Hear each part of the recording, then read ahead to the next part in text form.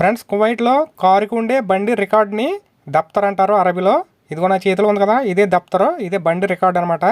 అయితే దీన్ని మనం ఈ దప్తర్ని సంవత్సరానికి ఒకసారి రెన్యువల్ చేయించాలి కువైట్లోని. అయితే ఇప్పుడు నేను రెన్యువల్ చేయించడానికి ఆఫీస్కి వచ్చాను.